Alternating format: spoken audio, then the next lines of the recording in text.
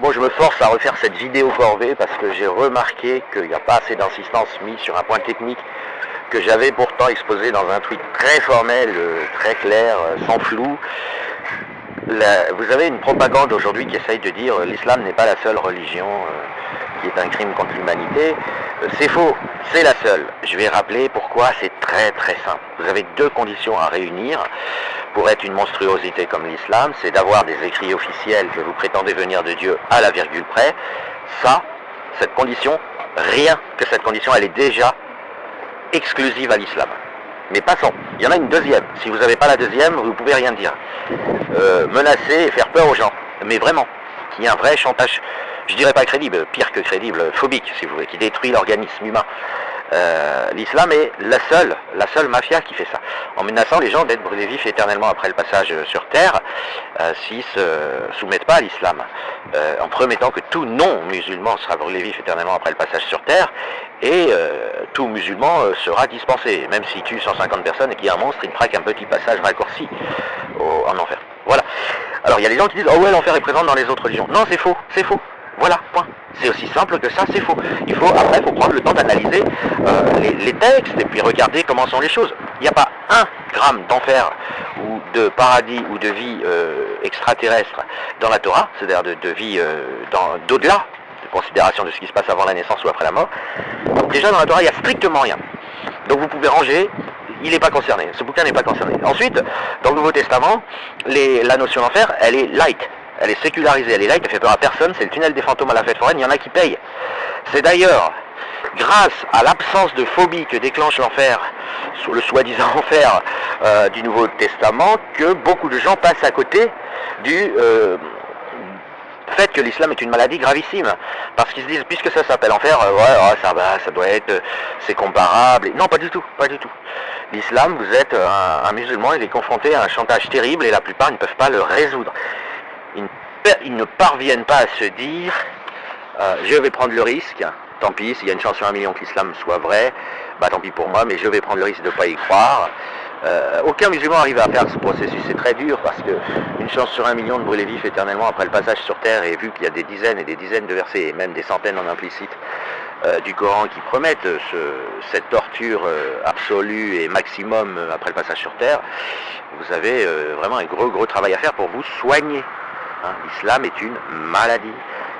Un intellectuel français, Pascal, avait appelé ça le pari de Pascal, mais c'est vécu charnellement, profondément et psychiatriquement par les gens contaminés à l'islam. Ça n'a rien à voir avec le tunnel des fantômes de la fête foraine, vaguement évoqué dans l'évangile, et aucune autre religion fait ce chantage. Donc voilà, faut comprendre. Parce que sinon, si vous voulez trouver des concurrents au Coran, vous en avez des centaines, des milliers. Vous avez le synopsis de Massacre à la tronçonneuse, il est à peu près l'équivalent du Coran. Mais est-ce que quelqu'un aujourd'hui va dire que le synopsis de Massacre à la tronçonneuse est un danger? Bah non, parce qu'il n'y a pas de contrainte, vous n'êtes pas obligé. Personne, voilà, il n'y a rien qui vous dit va acheter le synopsis, déjà il faudrait le trouver, et applique-le. Parce que personne vous dit que ça viendrait de Dieu. Idem, vous prenez, alors je sais pas, prenons la Torah au hasard, donc c'est l'Ancien Testament du christianisme, il n'y a rien dedans, il n'y a aucune menace. Donc vous pouvez toujours dire je suis un adhérent de la Torah, de toute façon il ne vous arrivera rien si vous ne l'êtes pas. Enfin, je veux dire, il n'y a rien dans le dogme, il n'y a rien du tout. Il faut être clair, net et précis.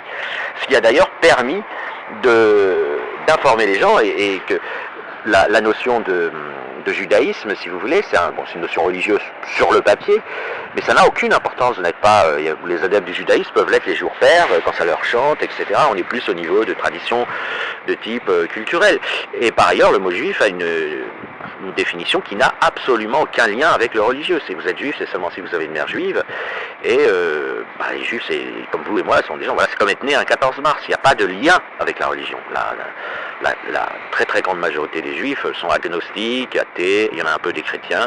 Et puis vous avez un petit groupe qui est adepte du judaïsme. C'est quand même un peu normal avec. Mais voilà, adepte du judaïsme, ça veut dire être adepte de l'Ancien Testament. Hein, c'est de la Torah. Donc aucune raison. Je veux dire, il faut le comprendre. Pareil, le Nouveau Testament n'est pas, d'abord personne ne le lit, d'une part, ensuite personne ne le prend au sérieux, même parmi les chrétiens ne prennent pas le Nouveau Testament au sérieux, l'Évangile au sérieux. Pourquoi? Parce que tout simplement c'est pas écrit par Dieu.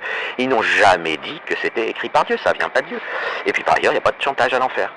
Il y a une notion très vague de si tu fais le bien, il t'arrivera de meilleures choses que si tu fais le mal, mais Jésus a à tout régler. Il s'est sacrifié lui-même. Donc voilà. Je pense qu'il faut être très clair parce que vous avez une gigantesque propagande nazie actuellement et islamiste qui essaye de, comment dire, d'utiliser l'islam à son profit, de s'allier avec l'islam et de l'utiliser à son profit pour essayer de donner une mauvaise image d'autres religions. Je ne défends pas les religions, pour moi ce sont toutes des escroqueries, mais il faut mettre du relief, il faut faire des distinctions entre le contraignant et le pas contraignant. Le musulman est un criminel contre l'humanité, mais en plus, il est victime de chantage. C'est un peu comme si vous avez des parents, vous kidnappez leurs enfants, etc. Vous faites des menaces terribles, et puis vous leur dites, vas-y, va tuer, je sais pas moi, le président de la République, le ministre de la Culture et tout. Donc vous voyez ces parents commettre des assassinats. Si vous ne savez pas que leur enfant a été kidnappé, vous allez dire que ce sont des assassins, blablabla, des criminels, mais sans vouloir excuser les parents, mais si vous le savez, vous saurez que leur choix était difficile, c'était leurs enfants ou ils acceptent d'être des meurtriers. Bon, ben, ils ont choisi d'être meurtriers. Bah, en islam, c'est pareil, le musulman est contraint de choisir d'être un monstre, d'être un pédocriminel et d'être un assassin, parce qu'il veut pas brûler vif éternellement après le passage sur Terre. C'est aussi simple que ça. C'est aussi simple que ça. Et c'est ce problème-là qu'il faudra résoudre. Bah, j'ai fait des préconisations, on peut essayer d'autres techniques, mais c'est ce problème central qu'il faut résoudre.